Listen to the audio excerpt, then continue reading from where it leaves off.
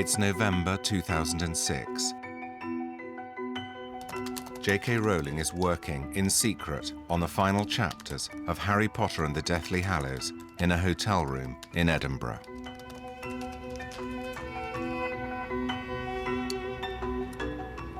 Yeah, I've helpfully made the note for myself. This will need very serious planning. I don't know when I wrote that. And I was quite right in that.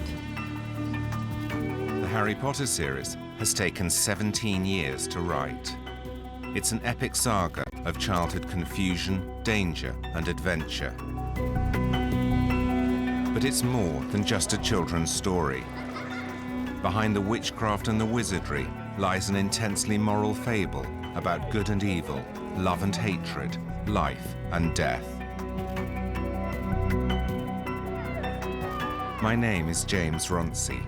I'm a writer and a filmmaker, and I want to find out the secret of J.K. Rowling's success. How has she done it? And where has it all come from? You look really nice, Jem. Oh, thank you.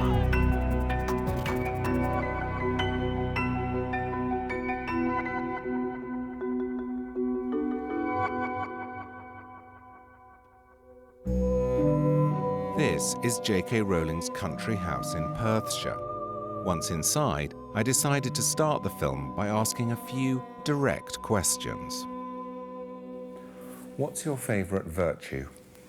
Courage. What vice do you most despise? Bigotry. What are you most willing to forgive? Gluttony. What's your most marked characteristic? I'm a trier. What are you most afraid of? Losing someone I love.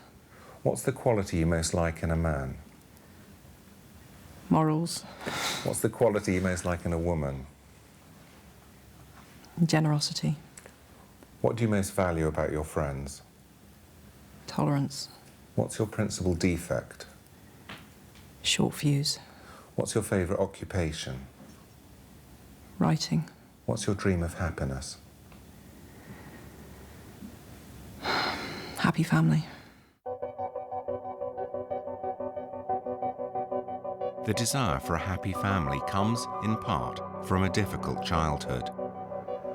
Like her orphaned hero Harry Potter, Joanne Rowling was brought up on a suburban British street, first in Yate, just outside Bristol, and then a few miles down the road in Winterbourne.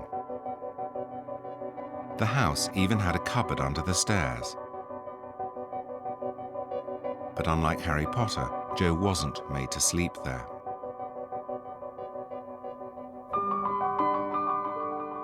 She shares the same birthday as Harry Potter, the 31st of July. And together with her sister Di, endured similar childhood economies. What were your haircuts like? Oh, that's just wrong. They were terrible. That honestly, this They were is child abuse. They were terrible. I don't want to show it though. I've got it here. But I was That's not right. That. Look at my fringe. I don't think anyone can stomach that for long. If you're wondering, Jo is the one on the right. If you weren't used to cutting hair, wouldn't you approach it in a gentle, slow manner? Wouldn't you go to a hairdresser? Well, maybe they could, but wouldn't you just cut it slowly and not attack it like a hatchet? I do think you've come. Mine was always crooked, always. Did you wear similar clothes? Oh my God, yes. Different colours. Yeah, but you always had pink, and I always had blue. Because you were the boy, Jo? Yeah. Because you were the eldest? Yeah, and I was supposed to be a boy, so... Simon John. I was supposed to be Simon John. I even know who I was supposed to be. Oh, they told you? Oh, yeah. She was a massive disappointment. Yeah. And so then I said quite hopefully, and when Di came along, were you disappointed too? No. I said, was that because you found out it was quite nice to have a girl? No. So then I just went upstairs and wept.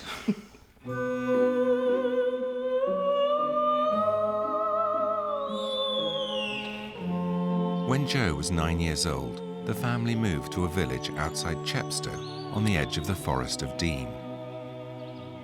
Here was a location that offered a whole range of imaginative possibilities, magical creatures, mystery and intrigue. I'm very drawn to the forest, and it's my favourite part of the Hogwarts grounds. The advantage of a forest is it can be so many things. It can be a place of enchantment. You never imagine a crowd in a forest, it's a solitary place. Is it because it used to be a place of shelter and safety to us, I suppose? So I think I'm very drawn to them, even though they can be spooky. Jo wrote stories from an early age. There was resonant material all around her. She even lived next door to a graveyard. The family lived in this house.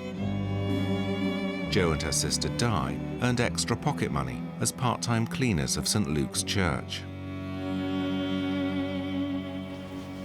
I cannot overstate how cold it got in this church in winter when we were cleaning it. It was freezing for £1 each. It's tragic, really.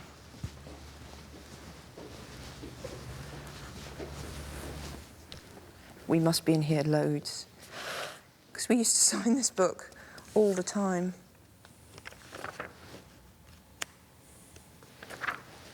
Oh, God, I know. Oh, look, it's me. There I am.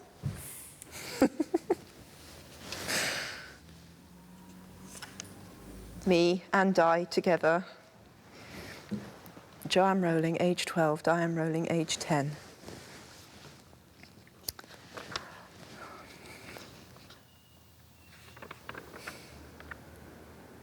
It's a name I stole for Harry Potter. For an unpleasant character as well. Hide the book, lock it away. Forgotten about that. Yes. Jo was the only member of the family to attend church services regularly and was baptised here at the age of 11. Do you believe in God? Yes. I do struggle with it. I couldn't pretend that I'm not doubt-ridden about a lot of things, and that would be one of them, but I would say yes. Do you think there's a life beyond this of some kind? Yes, I think I do. Jo's religious belief and her thoughts about love, death and the afterlife were severely tested when her mother was diagnosed with multiple sclerosis in 1980. I was 15 when she was diagnosed, but we now know that she was showing signs probably from when I was about 10 or 11. She would have odd losses of feeling in limbs, her balance actually was poor for a long time. And then it just got worse and worse, and she decided it was time to visit the doctor, but she wasn't expecting to hear anything. And then, you know, a year of tests, and there we were. She had a very virulent form of the illness, and at that time there were no drug treatments at all. They said, well, you've got multiple sclerosis. See you. The illness was to have a devastating impact on the two girls, particularly as they found their father difficult. One of the reasons Harry Potter is so full of idealised father figures, Hagrid, Dumbledore and Sirius Black, is that Jo's relationship with her own father was far from ideal. I was very frightened of my father for a very long time, but also tried, well, it's a common combination, isn't it? I also tried desperately to get his approval and make him happy, I suppose. And then there came a point, quite shamingly late in life, where I couldn't do that anymore. And so I haven't had any contact with my father now for a few years.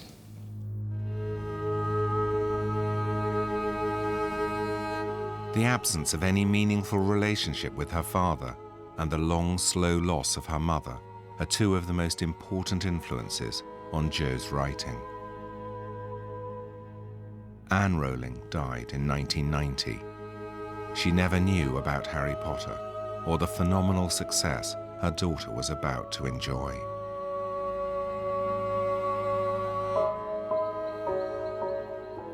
The death of Joanne Rowling's mother was to have a profound effect on her writing. In many ways, the whole of Harry Potter is one giant attempt to reclaim a childhood.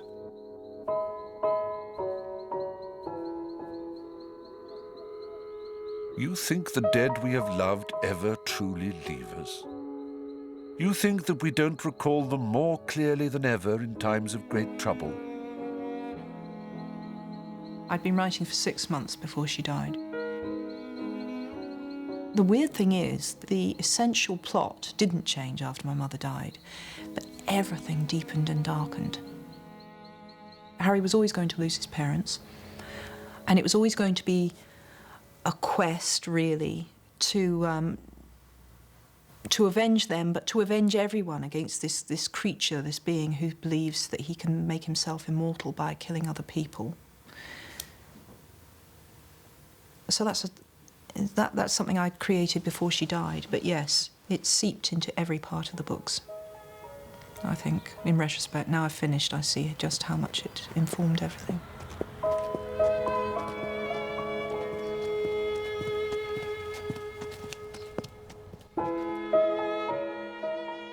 Was she the first person you saw dead? No, because I didn't see her dead, which was in deference to my father's wishes. I wanted to see her, and he didn't want me to see her, and I mistakenly, as I look back, I agreed not to, and I really deeply regret that. I really, really, really wish I'd seen her. It didn't matter what she looked like, it would have made it easier. Because I do believe that the truth, which is another theme in the books, and certainly stems from my own past, I think that the truth is always easier than a lie or an evasion. Easier to deal with, and easier to live with.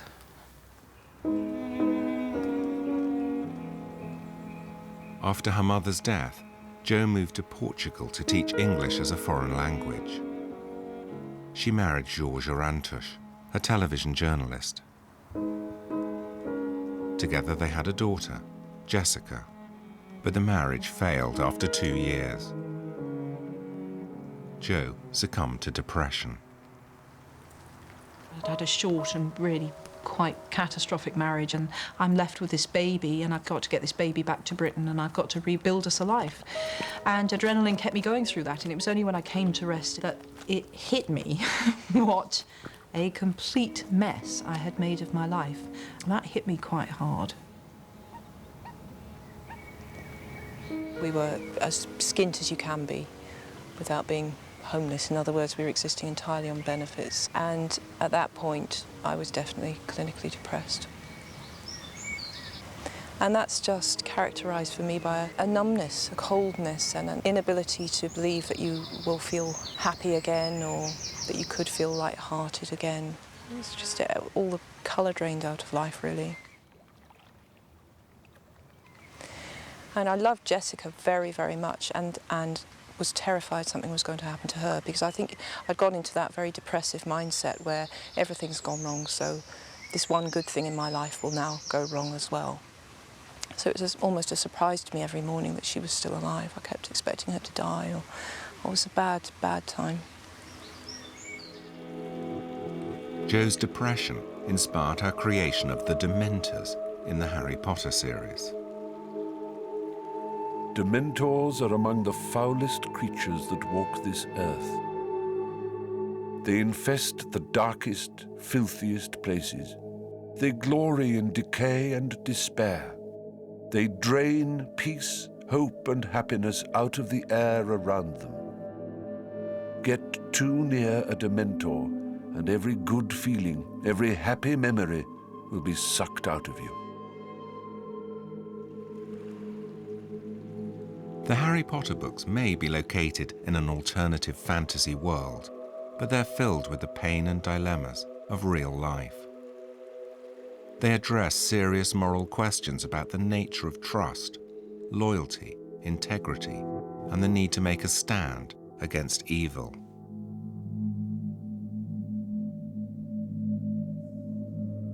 Through the series, Harry Potter has to learn what it means to be a force for good against the dark arts of Lord Voldemort. I think we all understand what an act of evil is, and Voldemort qualifies extravagantly for acts of evil. He's killed not out of self-defense, not to protect, not for any of the reasons that we might all be able to envisage, or most of us could envisage ourselves killing in certain extreme situations if people we loved were threatened or in war. He's killed cold-bloodedly, sometimes for enjoyment, and for his own personal gain. I call that evil. And yes, at the end of the book, you have a clash of two utterly, utterly different, again, for want of a better word, souls. One that has been maimed and has become less than human, because to me, human includes the capacity to love, and Voldemort has deliberately dehumanized himself. And this flawed, vulnerable, damaged, and yet still fighting, still loving, still daring to love and daring to hope soul, which is Harry. And they meet and they clash, and it's what happens when they clash that gives us our denouement.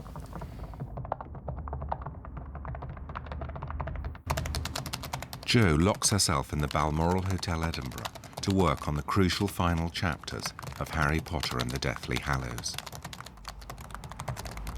It's January the 11th, 2007, and the end of 17 years of writing.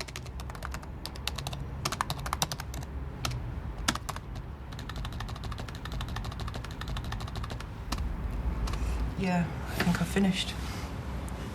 Hey, Jo, well done. Thank you. Well, you don't know, it might be rubbish. Some people will loathe it. They'll absolutely loathe it. But the thing is, that's as it should be, because for some people to love it, others must loathe it. That's just in the nature of the plot. Some people won't be happy because of what they wanted to happen hasn't happened. And to an extent, there's so much expectation from the hardcore fans that I'm not sure I could ever match up to it. But I'm actually really, really happy with it. So it's very odd to think that this will be broadcast after loads of people have read it. And people may right now be throwing things at the screen, but I'm really happy with it. I like it. And I don't always feel like that. Jo puts on the page numbers and saves the document.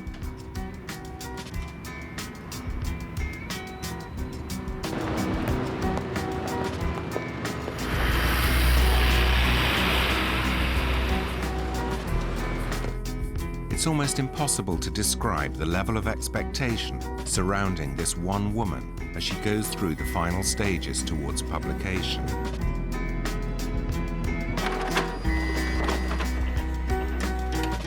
The process all seems so normal, almost boring. But this is now the most valuable manuscript in publishing history. She takes it in person to her agent, Christopher Little, in London. The handover is at Heathrow Airport at 10:43 on Friday the 12th of January 2007. The manuscript is taken to Jo's editor. After she's read it, she goes through it page by page, checking that every loose end is tied up.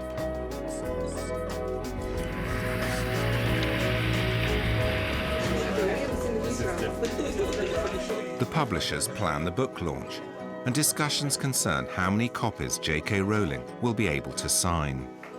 A signing that will happen at midnight on publication day, but this will be about somewhere between, well, about 2,000 children, for argument's sake. Jo's agreed to sign for 8 hours. Yes, She'll she be up from has. midnight to... You can't get that many people in anywhere. Everyone here is forbidden to reveal anything about the plot to anyone. We want everybody to get the book at the same time, and then everybody will know what happens at the same time, depending on how fast they read, of course. So you're not going to tell me what happens? I'm not going to tell you what happens. Can't tell you what happens. Be shot. Would you lose your job if you told me what I happened? can't tell you that, James. Well, well, Mr. Potter, the whole thing starts with the tale of the three brothers. On April the 23rd, Stephen Fry records the audiobook. The stuff was quite disgusting, as though someone had liquidized bogey-flavoured every flavour beans. He poses with Joe for photographs. The big eyes are great, Stephen. Joe, keep engaged. Yeah. Sorry. Yeah. The Chinese have a saying, be careful what you wish for. I wondered how much J.K. Rowling wanted all this fame. I wished to be published, and I wished more than anything in the world to be a writer. Did I wish there was, but that it never occurred to me in a million years, James, that people would search my dustbins, put a long lens camera on me on the beach, you know. Never occurred to me that a journalist would bang on the door of one of my oldest friends and offer her money to talk about me. Never occurred to me that my children would be scrutinised to see how spoilt they were because their parent was famous. 3 weeks before the launch of the final book, Joe attends the film premiere of Harry Potter and the Order of the Phoenix, the 5th book in the series. It's a starry, glamorous occasion, and Joe is expected to behave like a film star. But she is a writer, and when she started, she could hardly have expected all this attention.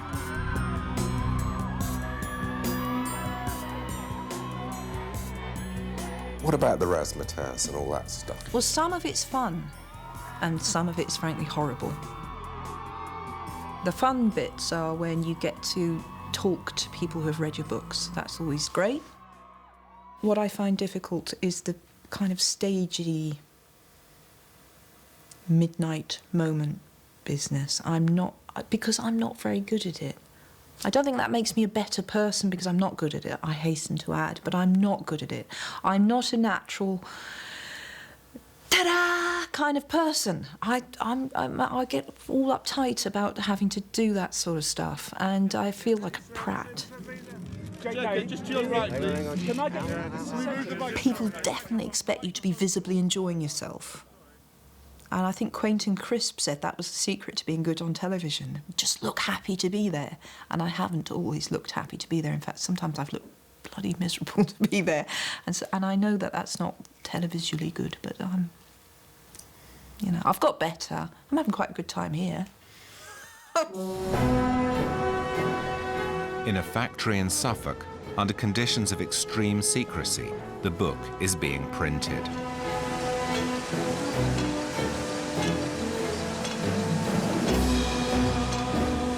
So far, the Harry Potter series has sold 350 million copies in 65 different languages. The conclusion to the series is about to become the fastest-selling book in history.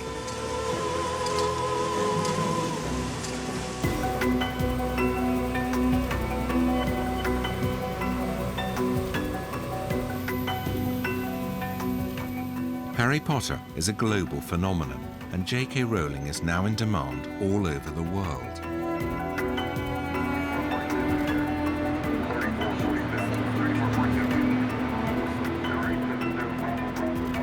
It's clearly a story with a happy ending. Here she is with her husband Neil on a private jet her publisher has hired for them. He's a doctor. They married in 2001 and have 2 children, David and Mackenzie. I wondered what their marriage was like and if there were tensions. What is J.K. Rowling like to live with? Joe. Tell the truth. Yeah, I'm going to tell the truth. Excellent. You, Joe detaches us. When she becomes very stressed, she'll detach herself and only trust one person, and that's herself. So everyone else gets blocked out, and she becomes more and more stressed, and less able to accept any help. So that's presumably quite stressful for you. Well, it is stressful. Basically, the barriers go up, and it's not just me, but it's everyone else around her. Only one person is trusted, and she's got to do everything herself, despite the fact that, you know, it's not possible to do everything herself. But Jo's single-mindedness has led to the most anticipated book launch in history.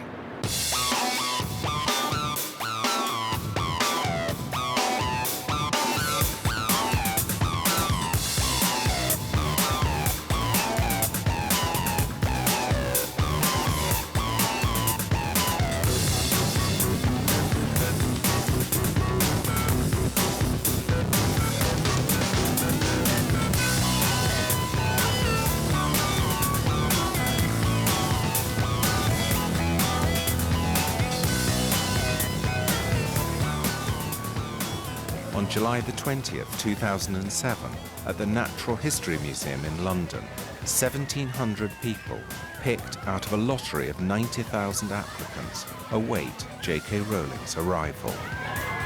Jo, millions of fans are waiting for this book all over the world. How do you deal with that level of expectation? It swings between, on this book, thinking, it's the best I can do, it's how I always planned it to end, so that's going to have to be good enough. And occasionally you think, how can I ever live up to this? 2 hours to go. Jo's in her car on the way to the launch. I can't believe I'm here. I'm even more excited than I thought I would be. Do you know, people queuing in Piccadilly 2 days ago from Belgium. I also really, really want a cigarette right now. And when I said that to Neil, he said, have you got one? And I should have done, but then I would have been hooked. Tomorrow I'd have gone out and bought 20. I can't smoke. With me, it's 40 a day or it's nothing. The book is embargoed until 1 second past midnight. At that point, J.K. Rowling will open Harry Potter and the Deathly Hallows and begin to read.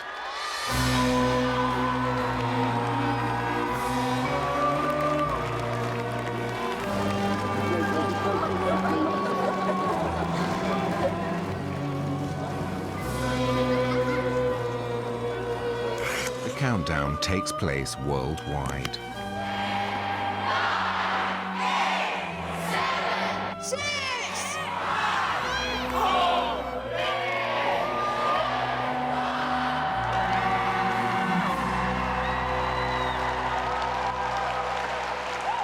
Chapter 1. The Dark Lord Ascending. The two men appeared out of nowhere, a few yards apart in the narrow, moonlit lane. For a second they stood quite still, wands directed at each other's chests. Then, recognizing each other, they stowed their wands beneath their cloaks and started walking briskly in the same direction. As Jo reads, fans all over the world collect their copies at last. Incredible! Best day of our lives. It feels amazing having this in our hands finally after waiting for 10 years and 16 hours today. Oh my God, I can't even believe that I can go back to the hotel room and read this. Like, I can read this. I can read Harry Potter. Does it really matter now if I get a bit drunk and disorderly? I'll finish the book.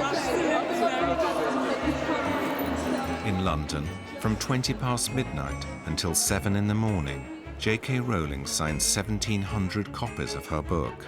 Here we are. We're off! First signing of the book. And then we can get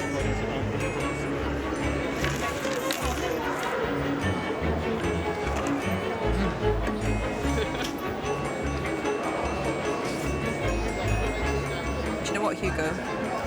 You will find someone who is called Hugo in this book.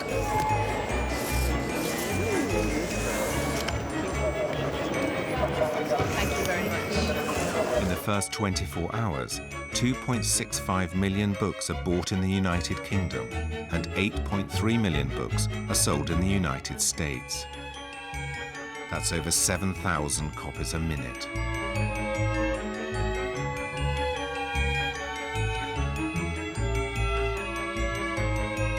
What readers find at the end of the last book is that this has been a story about the redemptive power of love. But if you don't want to know the ending, this is the time to look away for a couple of minutes. I felt it would be a betrayal of the character if I showed Harry doing anything other than living what all along he has discovered to be true, which is that love is the strongest power there is.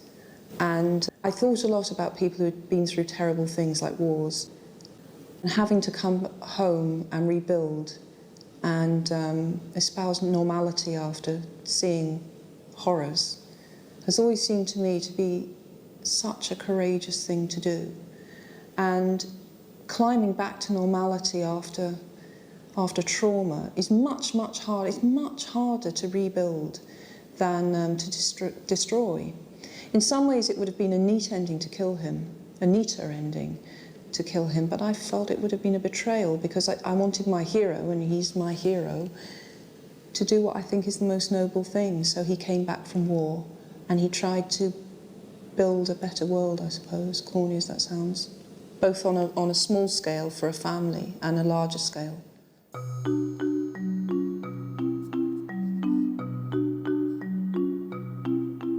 Jo ends the series by giving Harry a family. She's worked out the future of all the surviving characters and draws out a family tree for the Potters and the Weasleys. Victoire, who's in the epilogue, she is so named because she was born on the anniversary of the battle that finished it all, which is the 2nd of May, if anyone's been paying attention. And then Charlie had children or married. Is he gay? Dumbledore's gay. But I told a reader that once, and I thought she was going to slap me. But I always saw Dumbledore as gay. No, I don't think Charlie's gay. Just more interested in dragons than women. Percy married Audrey. Don't you think that's a very Percy-like wife's name? And they had Molly and Lucy. And then poor Fred died in 1997. And then George, a lot of readers asked me, was George all right? And of course he wouldn't be all right, would he? That's the reality. I can't. But I think that he married Angelina, who was actually Fred's ex, so you can, maybe it's a bit unhealthy, but I think that they would have been happy as he could be without Fred. I think he really would have felt like part of himself died. And then there's Ginny, who marries Harry. And Ginny marries Harry, and they have James, Sirius, godparents Ron and Hermione. They have Albus Severus, who's the one I'm most interested in. And then third, Lily Luna, for their dear friend. And what happens to Luna? Oh, Luna marries Rolf Scamander, who is the grandson of a great naturalist, so they'd have a very interesting life, globe-trotting and looking for weird animals. But I think she'd have twin boys. But later, that would be much later than this lot, who all settled down earlier. And are they happy? Yes, I think so. My lot are all happy. The twin boys have got names too. Lorcan and Lysander, if that's all right with you. Very Shakespearean. I can't help it. You know what it was like? It was like running a race and you get to the finishing line and you're running too fast to stop, so I do know what happened afterwards. So I couldn't stop my imagination doing that. So I know this sounds an awful lot of detail to go into for your own satisfaction and not because you're planning to write more books, but that's just how it was. I couldn't stop. I had to know what happened next. Well, you always have to know more than you put in, don't you? Yeah. And I carried that on into another generation, but yes, So all of that could be another book? Yeah. Don't. No, it can't be. No. I think it would, I think it's definitely time to stop now. It gives me a certain satisfaction to say what I thought happened and to tell other people that because I would like my version to be the official version still, even though I've not written it in a book, because it's my world. But no, I don't want to write any more Hogwarts books.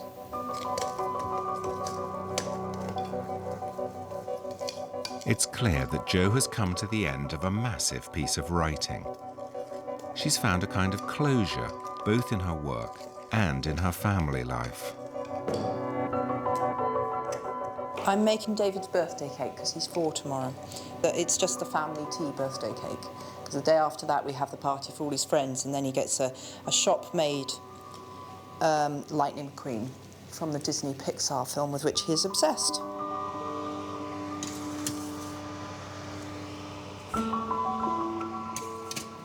Baking really reminds me of my mother. She made fantastic cakes, so that really makes me feel like I'm doing the proper motherly thing when I'm making birthday cakes. And David really likes my cakes, particularly. Did you grow up with the smell of baking? Yeah, my mum was a good cook, but she didn't get to stretch her wings much because my father greatly mistrusted foreign food. But on cakes and buns and bread, she was fantastic, and that was permissible, so that's where she got to show her paces, as it were. The memory of childhood is clearly one of Jo's main themes, but now that both she and Harry Potter have families, has she lost her principal inspiration? I'm happier now than I've ever been in my life. I'm happier now than I was as a child, teenager, young adult. You know, I think middle age is probably going to be my time. If her life and her writing have been some kind of struggle for completion, and she's now found it, what, if anything, is she going to do next? Has she written her last book?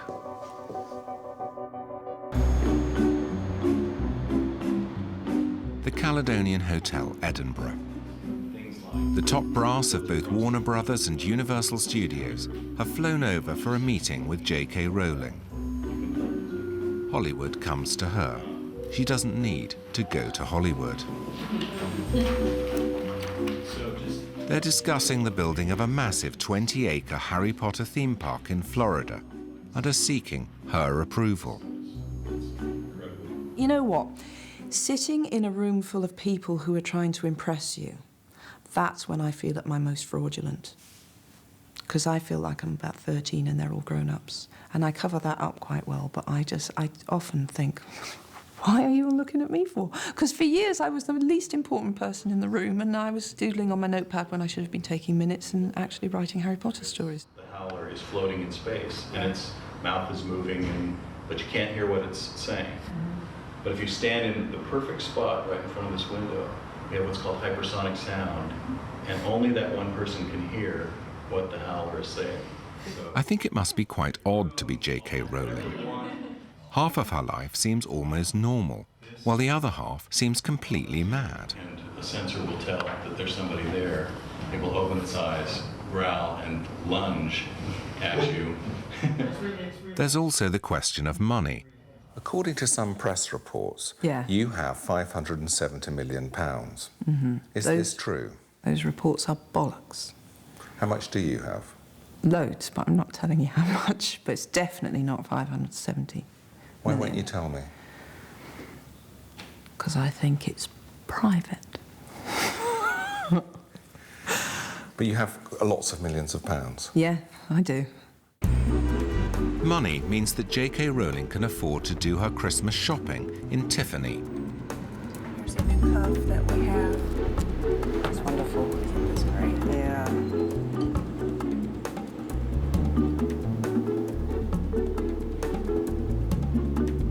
She also allows herself one particular indulgence: shoes.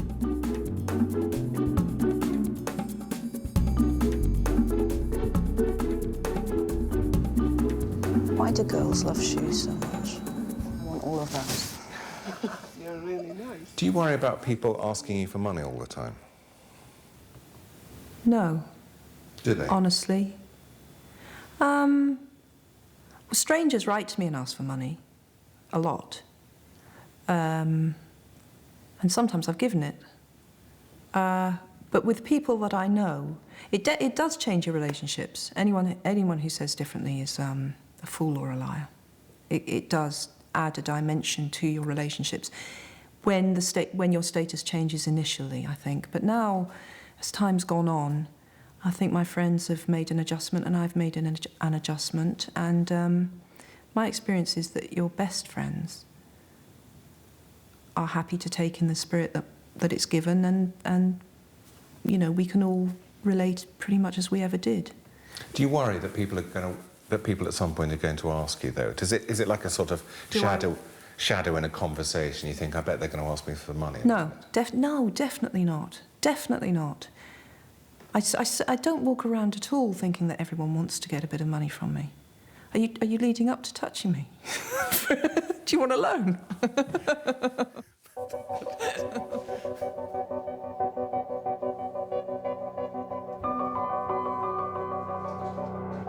Every week, Jo Rowling receives up to 1,500 letters, either from fans or from people asking for charitable donations. That's over 75,000 letters a year.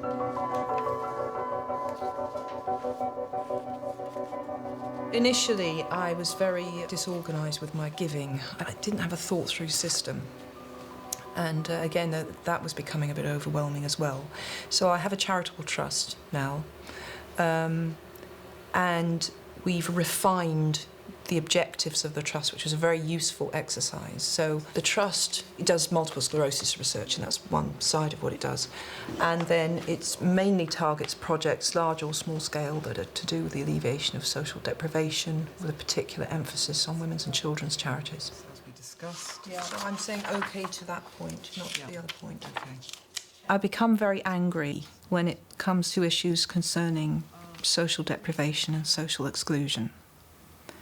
And I become most irritated and angry by people who have really no idea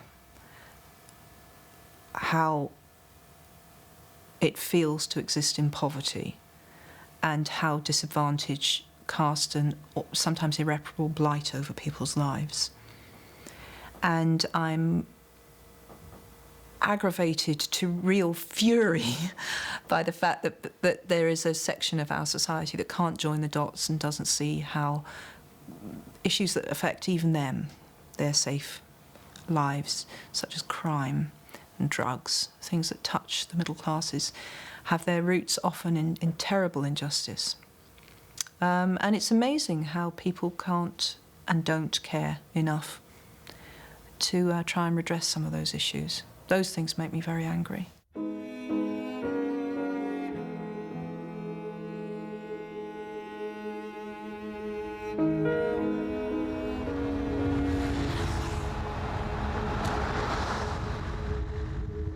Jo Rowling has given away millions of pounds. She's never forgotten what it was like to have very little money.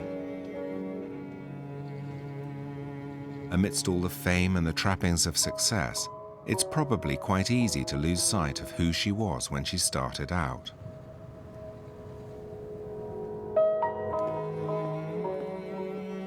So I wanted to take her back to her old flat in Leith, where she finished the very first Harry Potter book, and find out what her life had been like then. It's only a few miles from her main house in Edinburgh, but this is the first time she's been back.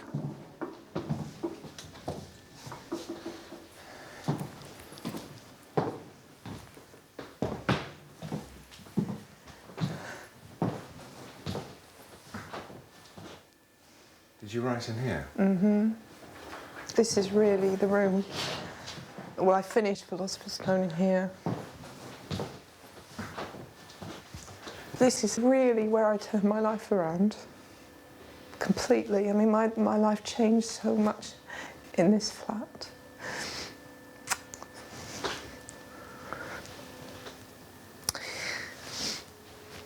I feel I really became myself here, in that everything was stripped away. I've made such a mess of things, but that was freeing.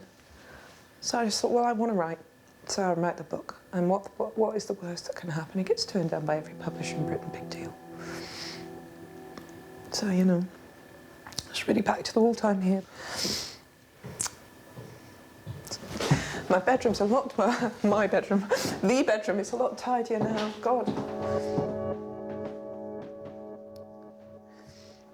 God, that's much.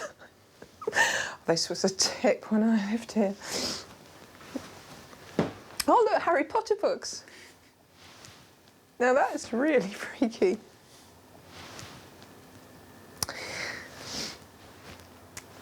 And for years now, I felt like if it all disappeared, and some days I do feel like, is it real? Then this is where I would come back to, you know, this would be my baseline, I'd be back in Leith.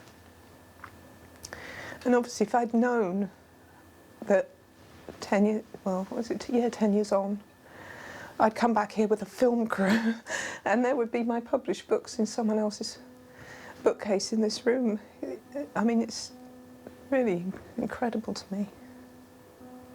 It really did, I mean, yes.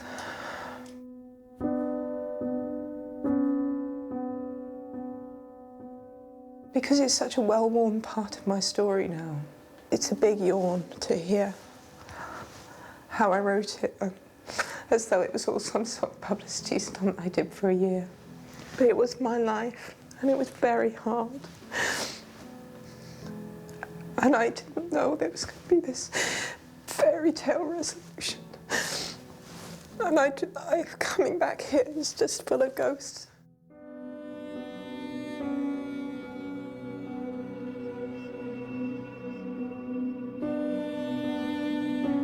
For most writers, the act of writing is a form of therapy, a way of making sense of the world and their place within it. Now, Jo Rowling is writing again.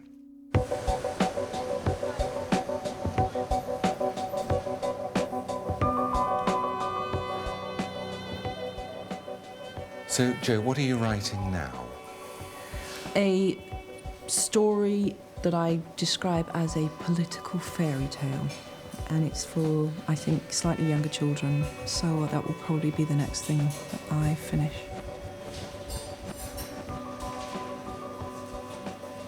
I'm not in a mad hurry to publish. I would like to take my time. Why?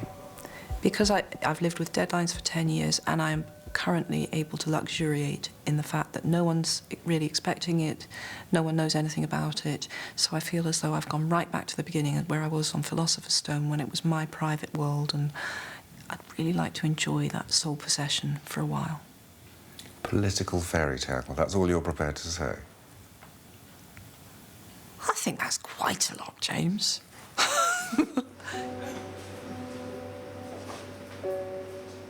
It's the end of a year of filming. There are just a few more questions I want to ask. When were you happiest? Hospital for the birth of each of my children, and Venice last year with Neil. What's your biggest regret?